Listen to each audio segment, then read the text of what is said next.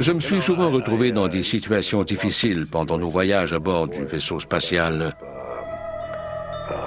Enterprise, mais j'ai toujours réussi à m'en sortir. Comme ça. Vous avez vu ce que j'ai fait? Et Scotty n'était même pas là pour me téléporter.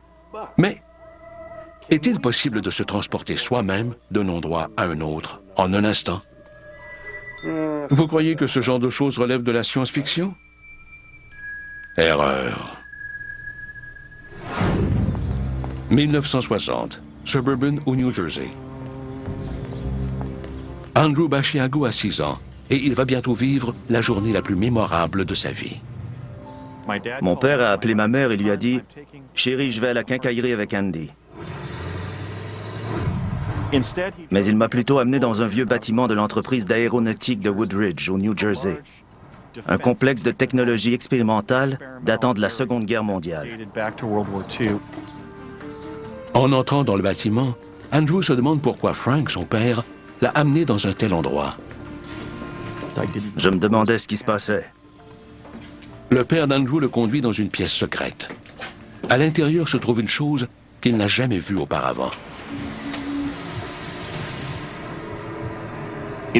C'était très étrange. J'ai vu 2 éléments de forme elliptique qui faisaient environ 2,5 mètres de haut et 3 mètres de large. Cet appareil est trop compliqué pour qu'Andy puisse comprendre de quoi il s'agit. Mais son père semble parfaitement le contrôler. Pourquoi? Et à quoi sert-il?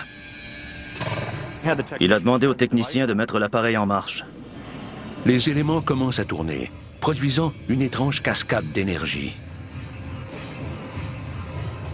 Ça ressemblait à de l'eau qui tombe dans une fontaine publique. C'était une sorte de champ d'énergie scintillant et magnifique. Lorsque le champ d'énergie s'agrandit, le père d'Andrew dit à son fils, « Prends ma main. » Puis, l'inimaginable se produit. On a compté jusqu'à 3 et on a traversé le champ d'énergie. On semblait se déplacer et je pouvais voir un point lumineux au loin. Cette lumière nous a atteints très rapidement et quand elle nous a frappés, on s'est retrouvés ailleurs au pays. Mon père ne m'a pas dit où on allait. En fait, on a franchi 3225 km dans ce tourbillon jusqu'à Santa Fe au Nouveau-Mexique, sur les terrains de l'Assemblée législative d'État. C'est un récit très étonnant. 2 humains ont-ils été transportés du New Jersey au Nouveau-Mexique en un clin d'œil? Qu'est-il arrivé à Andrew et à son père? Pourrait-il s'agir du rêve extravagant d'un enfant de 6 ans? Andrew Basiago croit qu'il existe une seule réponse à ces questions. Je pense que j'ai été téléporté. Imaginez que vous circulez dans le Lincoln Tunnel de New York à 16 000 km à l'heure sans aucune voiture autour de vous. C'est à ça que ça ressemblait. On se déplaçait physiquement dans un vortex dans le tissu de l'espace-temps. Frank, le père d'Andrew, avait-il inventé le premier appareil de téléportation? Et si oui, pourquoi? Frank Basiago n'était pas un père comme les autres. Durant la guerre froide, les États-Unis et l'Union soviétique tentaient tous deux de démontrer leur supériorité militaire. Frank dirigeait une équipe ultra secrète de chercheurs américains qui faisaient des expériences de téléportation. Mais pourquoi a-t-il utilisé son fils comme cobaye? Je crois que mon père voulait démontrer que si la téléportation était sans danger pour son fils, elle l'était pour n'importe quel enfant. J'étais là, comme un enfant aurait pu se trouver à bord d'un des navires de Christophe Colomb, garçon de bureau pour les frères Wright ou assistant de Thomas Alva Edison. Après cette expérience réussie, Frank Basiago décide que la téléportation est trop importante pour la garder secrète. Il veut en parler au monde entier, mais l'armée américaine n'est pas de son avis. C'est regrettable, mais l'histoire de la téléportation est toujours restée un secret militaire depuis. 40 ans plus tard, Andrew s'est donné une mission. Il estime que la technologie de la téléportation est extrêmement importante et que l'invention de son père devrait être accessible à tout le monde. Aujourd'hui, je fais campagne pour révéler la vérité. Je demande au gouvernement des États-Unis de déclassifier la téléportation afin de permettre aux gens de se téléporter entre les villes importantes. Je crois avoir le devoir de rapporter ce qui s'est passé, car de toute évidence, c'était un moment important dans l'histoire des sciences appliquées. C'est le moment où notre civilisation humaine a été dotée du pouvoir d'explorer le temps et l'espace. Frank Basiago a-t-il inventé une machine capable de nous transporter instantanément à l'autre bout du monde, ou même dans d'autres dimensions? La téléportation est-elle possible? Je ne voudrais pas être la première personne à être téléportée. J'aurais peur de me retrouver comme un tableau de Picasso. Un garçon entre dans un appareil qui le transporte à des milliers de kilomètres en quelques secondes. La téléportation humaine est-elle possible? Raymond Laflamme est physicien. Selon lui, l'idée que l'on puisse téléporter son corps relève de la fiction. Il semble que les lois de la physique sont plus contraignantes que l'imagination humaine.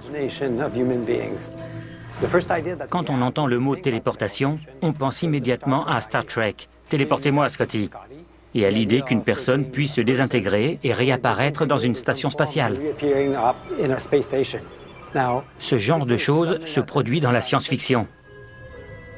Étonnamment, même si Raymond Laflamme rejette l'idée que les gens puissent se téléporter, il croit que cela peut se produire d'autres façons. Parce qu'il a été un des premiers scientifiques à le faire. On ne téléporte pas de la matière d'un endroit à un autre. On téléporte des informations. Un instant. Téléporter des informations, n'est-ce pas ce qu'on fait quand on envoie un courriel? Quand on envoie un courriel, ou même quand on parle dans notre cellulaire, l'information de l'expéditeur parvient au destinataire en traversant l'espace qui les sépare.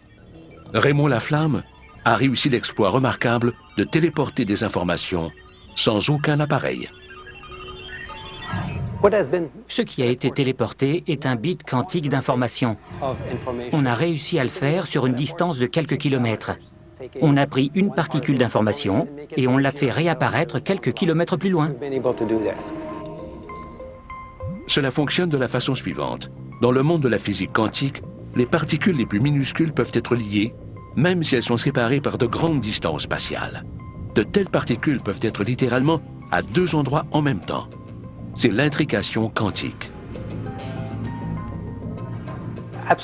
Le fait qu'on puisse téléporter est fascinant. Dans la téléportation quantique, ça semble disparaître ici et réapparaître là. C'est comme un tour de magie.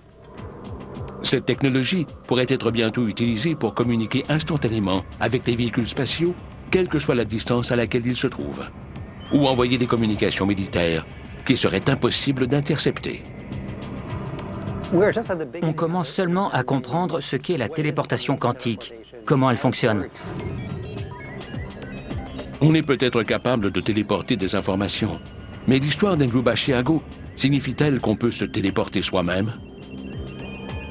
Raymond Laflamme ne le croit pas. Il doit sûrement posséder un secret que je ne connais pas. Je ne voudrais pas être la première personne à être téléportée.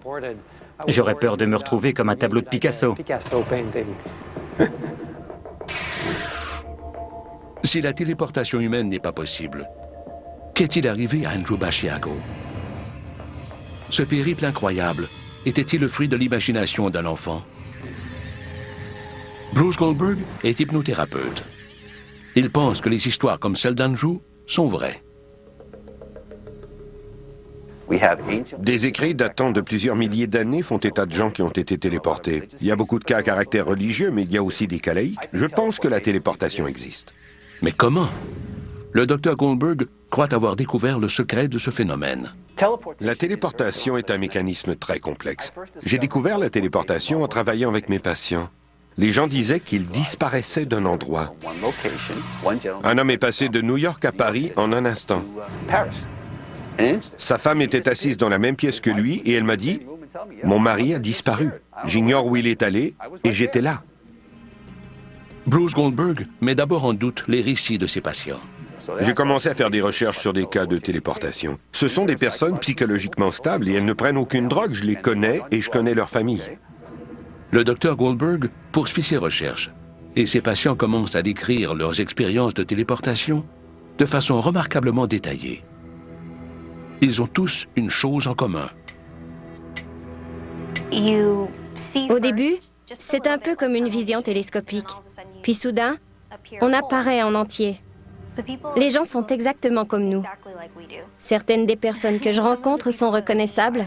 Je sais qui elles sont. Chose étonnante, les gens qu'ils ont rencontrés étaient des répliques d'eux-mêmes. Ces expériences similaires ont amené Bruce Goldberg à faire une déduction surprenante. Quand on se téléporte, on quitte cet univers et on se retrouve dans un univers parallèle. Des univers existent à côté du nôtre. Votre ADN est exactement le même dans votre vie parallèle. Les patients de Bruce Goldberg sont-ils en quelque sorte aspirés dans des dimensions parallèles où ils rencontrent leur double? Ça commence à devenir bizarre. Existe-t-il plus qu'un Bill? Avez-vous un double? Un peu cinglé, non? Étonnamment, des physiciens croient que ces copies identiques de nous-mêmes pourraient exister. Je ne comprends pas vraiment comment c'est possible, mais si les experts disent que ça fonctionne, qui suis-je pour en douter?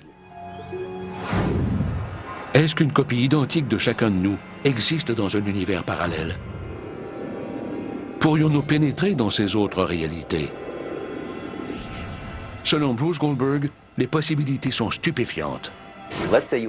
Disons qu'il y a certains aspects de votre vie que vous ne pouvez pas changer. Une maladie incurable, un dossier criminel, ou vous avez perdu un bras. Dans un univers parallèle, ce n'est pas arrivé. Alors plutôt que de vous suicider ou de déprimer, vous pourriez changer d'univers et connaître une vie meilleure. Mais s'il est vraiment possible de traverser dans un monde parallèle, pourquoi tout le monde ne le fait-il pas? La téléportation est difficilement prévisible. On peut essayer 1000 fois et ne réussir qu'une ou deux fois. Mais la technologie future permettra de mettre au point des appareils qui assureront plus de contrôle et de prévisibilité. Une telle technologie pourrait-elle déjà exister? Le rêve de Frank Bashiago pourrait-il être encore vivant? Je ne doute pas qu'il puisse exister aujourd'hui une technologie où quelqu'un peut entrer dans un tourbillon d'énergie et être téléporté d'un endroit à un autre. Existons-nous tous dans d'autres dimensions? Possédons-nous des machines capables de nous téléporter d'un univers à l'autre? Scotty pourrait-il vraiment nous ramener à bord, après tout? Bizarre. Ou quoi?